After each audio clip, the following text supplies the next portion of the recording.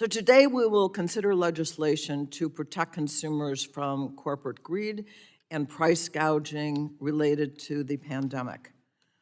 The COVID-19 Price Gouging Prevention Act will empower the Federal Trade Commission and state attorneys general with the enforcement tools that are needed to effectively go after price gougers.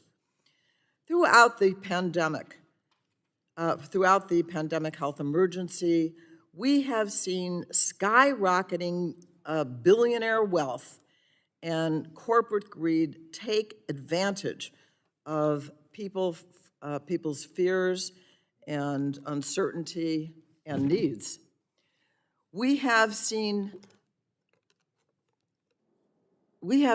actually unconscionable price hikes in everyday consumer goods like toilet paper, face masks, and hand sanitizers, as well as critical medical supplies like respirators and personal protective equipment.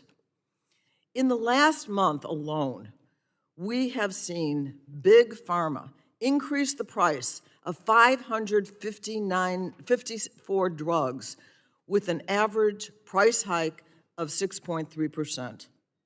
Pfizer has raised prices on 125 drugs, more than any other company. This came after Pfizer reported record profits in 2021 from their taxpayer-funded COVID-19 vaccines, and after boosting their CEO pay 17% to $21 million. Johnson & Johnson executives are no different. They raised prices across all consumer health products, despite a 13.6% increase in revenues last year and projected $3 to $5 billion in revenue in 2022 from their COVID-19 vaccine alone. Instead of giving Americans a break from skyrocketing prices, companies are pocketing this extra cash. Last week, it was reported that United Health Group spent $5 billion buying back its own stock and paying shareholders $5 billion in dividends in 2021.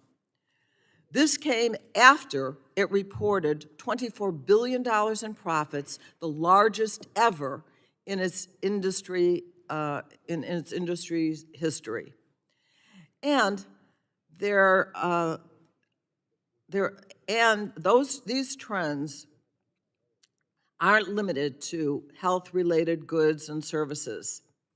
S&P 500 companies' 2001 earnings were up nearly 50% for the year, and corporate profit margins reached a 70% year high. Procter & Gamble has repeatedly raised prices on its U.S. products during the pandemic, while raking in $21 billion in profits in 2021, up 6% from the previous year. Grocery giant Kroger posted record earnings during the pandemic, including $132 billion in 2020, all while raising prices, decreasing wages paid to workers by 8.1%, authorizing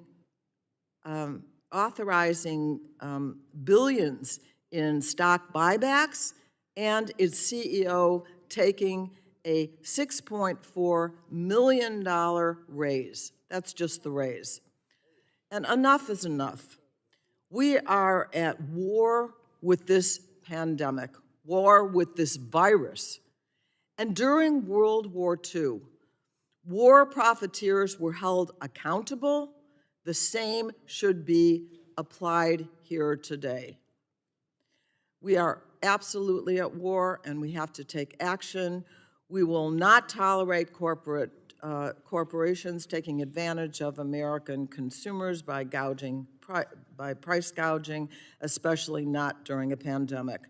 So this critical legislation needs to be heard and ultimately passed. And I want to thank our witnesses for being here, and I now recognize Mr. Bilirakis for his 5 minutes of opening statement.